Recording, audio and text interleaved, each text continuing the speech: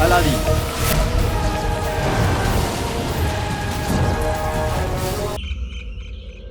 মা, দেখো, তুমি আমার ইচ্ছের বিরুদ্ধে আমাকে এই বাড়িতে রাখতে পারবে না, বুঝেছো? সালাম রুকসার, কেমন আছো? বলছি, আপনি কে? কি হলো? তুমি আমায় চিনতে পারলে না? কি হয়েছে কি? কাকি, মা আমার উপর রেগে আছে। আরে সেটা কি কারণে? কারণ আমি ওনাকে বলেছি যে আমি খুশিতে সব ভরিয়ে দেবো, তো উনি আমাকে বললো যে প্রথমে বালতি ভরে নে আর তারপর মশা মেরে দিল। মশা মেরে দিল? আমার গালে মশা ছিল না। না না, আমি এটা মানতে পারছি না। রুকসার বোন এত রেগে আছে?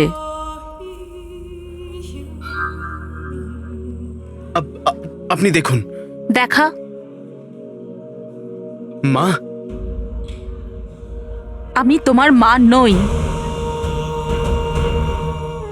দেখেছেন আপনি? কাকি, এবার আপনি আসুন। মা যখন ঠিক হয়ে যাবে তারপরে আপনি আসবেন। আসুন। আসছি। মা, দেখো, আমাকে বারবার মা বলে ডেকো না। ওহো, রাগটা পরে করবেন, তার আগে এই সুস্বাদু বিরিয়ানিটা খান।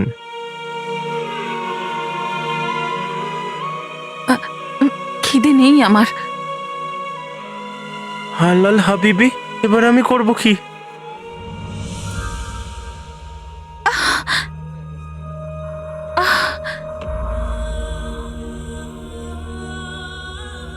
জিনু, তুই জানিস তো খাবারকে অসম্মান মানে ভগবানকে অসম্মান করা।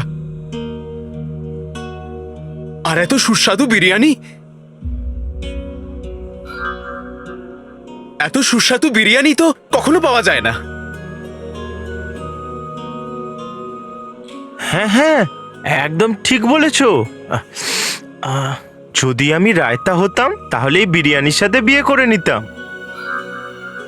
না জিনু, কারণ এই বিরিয়ানিটা তোর জন্য নয়, এই বিরিয়ানিটা এনার জন্য। কিন্তু যখন এই মহাশয়া ভগবানের এই সৃষ্টিকে এত অসম্মান করছেন, তাহলে তুমি কেন জেদ করছো? কোনো ব্যাপার না, এই বিরিয়ানিটা খারাপ হয়ে যাক। দাঁড়াও, দাঁড়াও, আমি খেয়ে নিচ্ছি। এভাবে নয়, একটা শর্তেই আপনি এই বিরিয়ানিটা পাবেন। কি? আপনাকে ভিতরে গিয়ে খেতে হবে।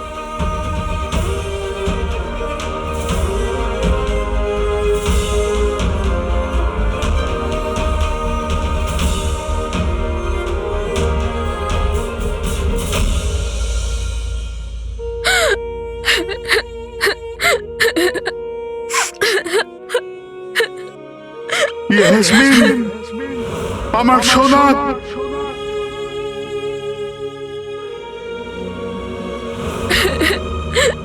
আমাকে ক্ষমা করে দিও বাবা। আমি না একজন ভালো মেয়ে হওয়ার কর্তব্য পালন করতে পেরেছি, না একজন ভালো রাজকুমারী হওয়ার।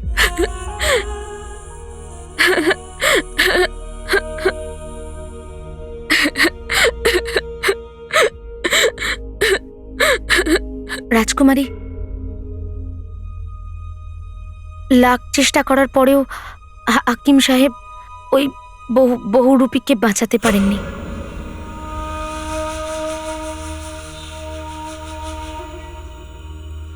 শুধু একজন মানুষই ছিল যে বলতে পারতো যে আমার বাবা কোথায় আছে, আর এখন সেও মারা গেল।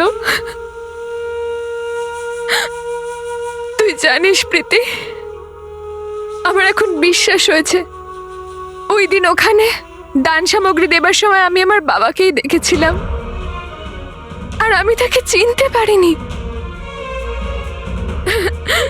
জানি না বাবা এখন কি অবস্থায় আছে। রাজকুমারী, তুমি এভাবে ভেঙে পড়ো না। মহামান্য বাদশার অনুপস্থিতিতে তুমিই তো একমাত্র বাগদাদকে রক্ষা করতে পারো। কিন্তু আমার অবলম্বন তো হারিয়ে গেছে প্রীতি। বাবাকে ছাড়া আমি খুবই দুর্বল অনুভব করছি। রাজকুমারী, মহামান্য বাদশা তো তোমাকে এরকম কঠিন সময়ের জন্যই তৈরি করেছেন, কত কিছু শিখিয়েছেন তোমাকে। এভাবে ভেঙে পড়তে তো শেখাননি তোমাকে। এখন তুমি তোমার চোখের জল মুছো আর সেই রাজকুমারী হয়ে দেখাও, যাতে মহামান্য বাদশার তোমাকে নিয়ে অহংকার হয়।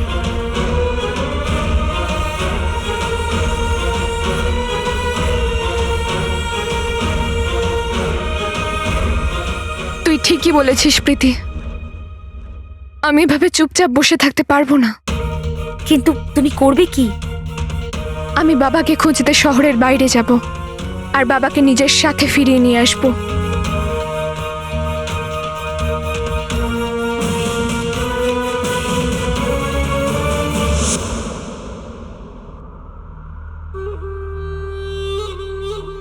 আকা আলাদিন নাম তো শুনেছো নিশ্চয়ই। আমার তোমার সাথে খুব দরকারি কথা আছে। তুমি যেমন বলেছিলে আমি তেমন করে দিয়েছি। মানে তুই মায়ের খাবারে ঘুমের ওষুধ মিশিয়ে দিয়েছিস? হ্যাঁ আকা, মিশিয়ে দিয়েছি। অন্তত কিছুক্ষণের জন্যে মা শান্তিতে ঘুমোক। হ্যাঁ জিনু, মাকে ঘরে রাখবার তো আর কোনো রাস্তাও ছিল না। আকা, আমি আমার সব জাদু মনে করলাম, কিন্তু খাতুবার পিসের কোনো প্রতিকার পেলাম না। আজ পর্যন্ত আমি কোনো বিপদে পড়লে মা আমাকে সবসময় রাস্তা দেখিয়েছে।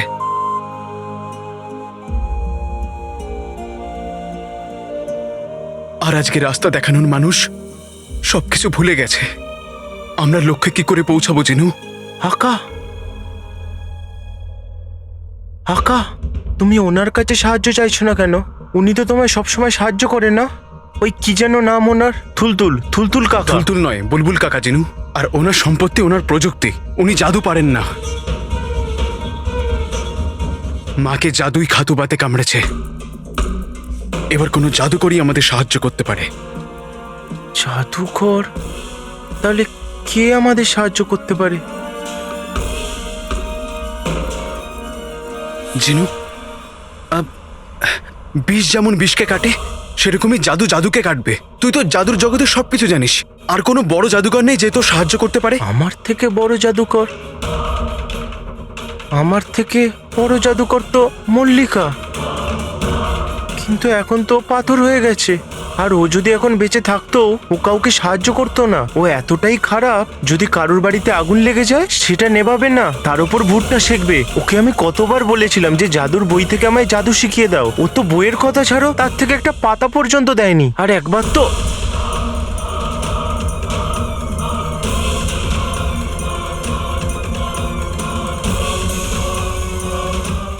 জাদু। হাকা, মল্লিকার মহলে একটা জাদুর বইয়ের ঘর আছে, যাকে রক্ষা উড়ন্ত জাদুর বই করে। তাহলে কি ওই গ্রন্থাগার এখনো আছে? হ্যাঁ, আছে। জিনু, জিনু তুই ওখানে গিয়েছিস? না না আকা, আমি ওখানে কোনোদিন যাইনি। আমার মোটা বই দেখলে খুব ভয় লাগে। আকা, ওখানে খুব ভয়ঙ্কর বই আছে। কিছু বই কামড়ায়, কিছু বই ওড়ে, আর কিছু বই মাথায় মারে।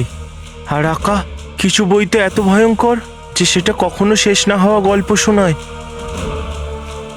মানুষের নিঃশ্বাস শেষ হয়ে যাবে, কিন্তু ওদের গল্প কখনো শেষ হবে না। তুই ভয় পাস না জিনু, তুই আমাকে বল ওই গ্রন্থাগারটা কোথায়।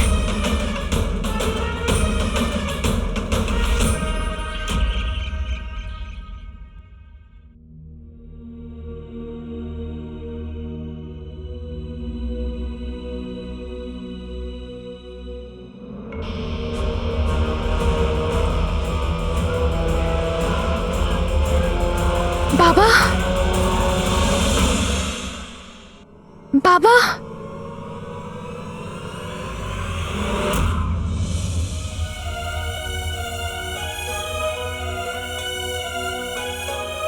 কোথায় আমার বাবা? কে তুমি? আমি জুবমান আছি।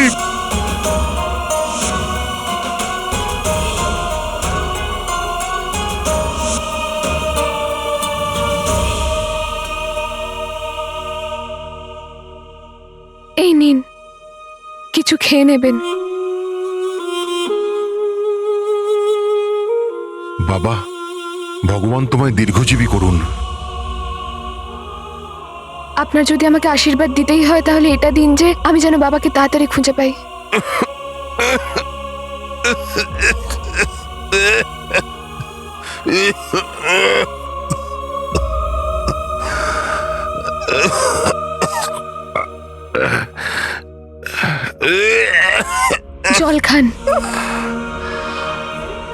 আমি এভাবে চুপচাপ বসে থাকবো না, কিন্তু আমি বাবাকে খোঁজা কোথা থেকে শুরু করব?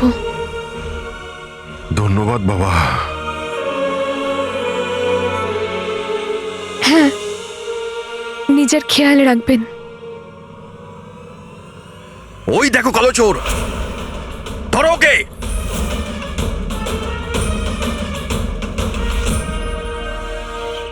আমি ওখানে একা গিয়ে মায়ের চিকিৎসা খুঁজে নিয়ে আসবো জেনু, তাতে আমার প্রাণ গেলেও যাক।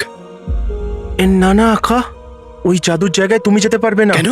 কারণ ওই জায়গায় শুধুমাত্র জাদুকররা যেতে পারে।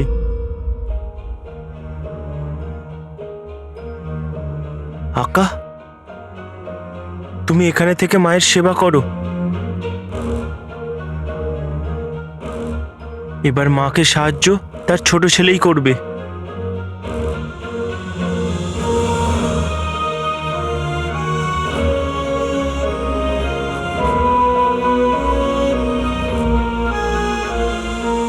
তুমি শুধু আমার জন্য প্রার্থনা করো।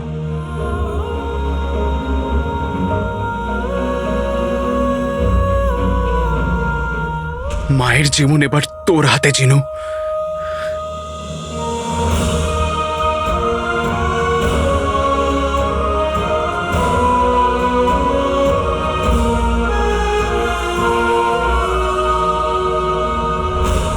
কিন্তু আকা, এমনও হতে পারে যে ওখানে খাতুবার বিষের ওষুধ নাও পাওয়া যেতে পারে।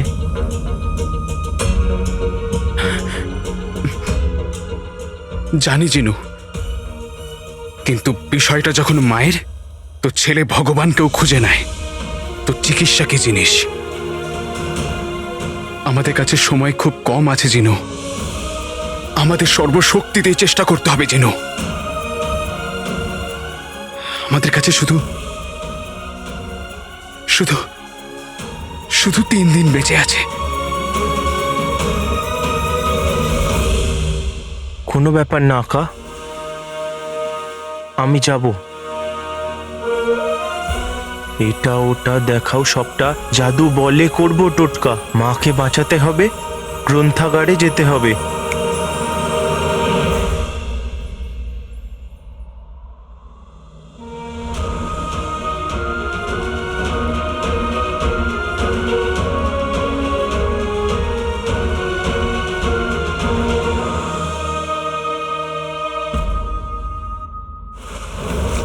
চোখ খুলে তাকাও বাদশাহ শাহনওয়াজ, আজ তোমাকে প্রত্যেকটা প্রশ্নের উত্তর দিতেই হবে।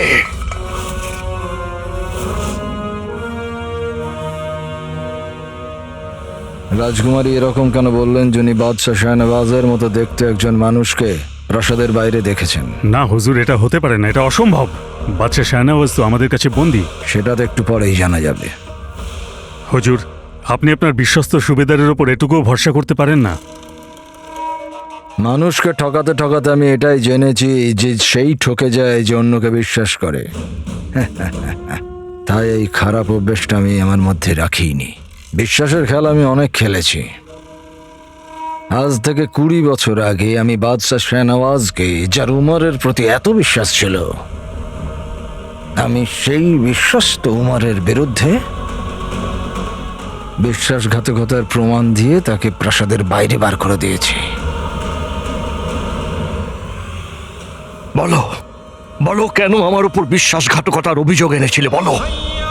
আমার বাড়ি, আমার জীবন, আমার রুকসারকে কেন পুড়িয়ে ছাই করে দিলে? বলো, উত্তর দাও, না হলে মৃত্যুর দূতও তোমাকে বাইরে নিয়ে যেতে পারবে না। উত্তর দাও, বলো। আমি তো দেবদূতদেরকেও বিশ্বাস করি না। আর শোনো, বাদশাহ শাহনওয়াজকে যে এখন রক্ষা করছে সেই মানুষটাকে এক্ষুনি এখান থেকে সরাও। ও যেন জানতে না পারে যে আসলে গুফোটাকে। আগে হুজুর। জবাব দাও, বলো।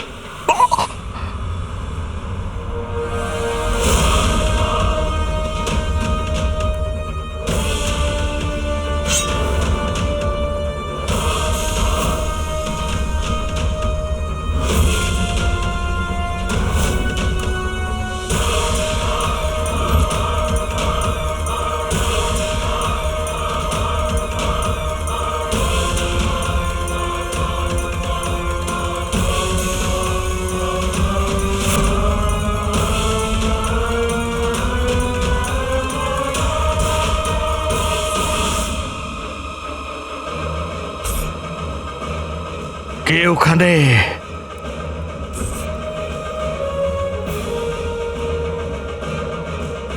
কে?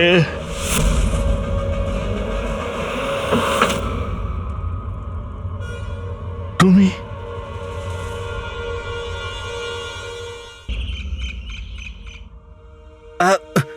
দিন দিন, আপনার খাবার খাওয়ার পর ঠিক লাগছে?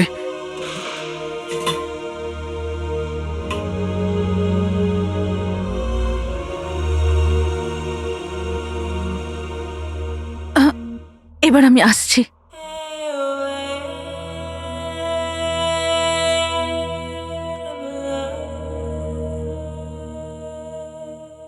ওই হ্যাঁ, খাবারের জন্য ধন্যবাদ।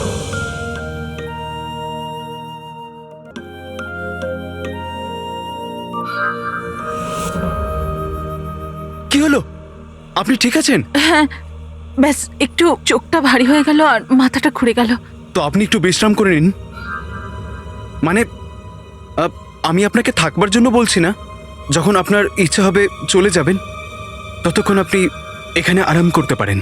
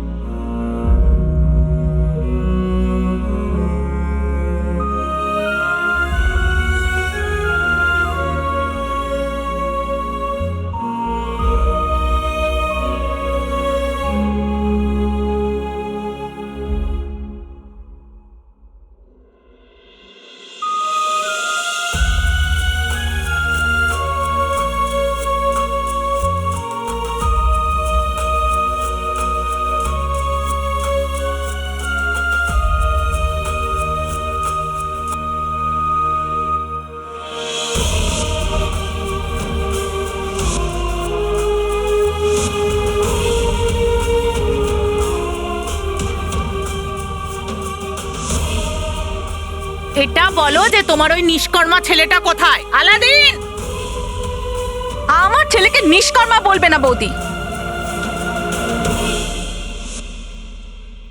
কোথায় হারিয়ে গিয়েছো মা তুমি? ফিরে এসো।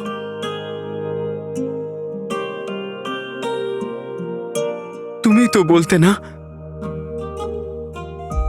অন্ধকার যতই গভীর হোক না কেন, ওতে ভয় পেতে নেই। তাকে কে ভয় পাবে যাকে একটা ছোট আলোর বিন্দুই হারিয়ে দেয়? আর আমার আলো তো তুমি। তুমিও হার মেনো না, না তোমার ছেলেরা হার মানবে। আমি তোমার কিচ্ছু হতে দেব না, কিচ্ছু হতে দেব না।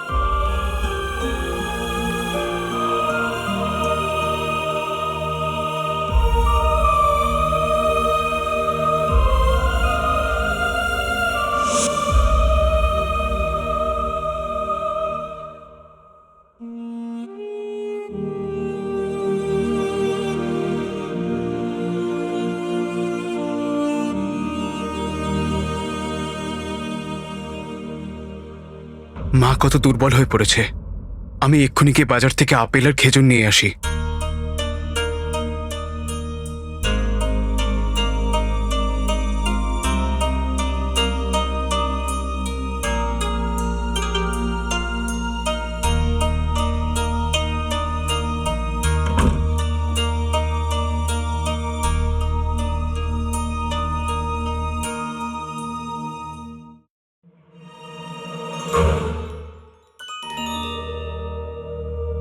এখানে তো খুব অন্ধকার।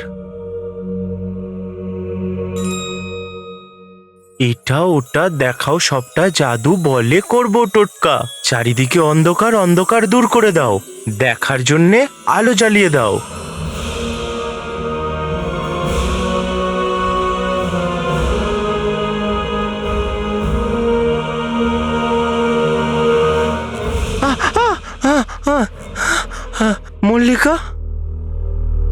আচ্ছা, এটা ছবি।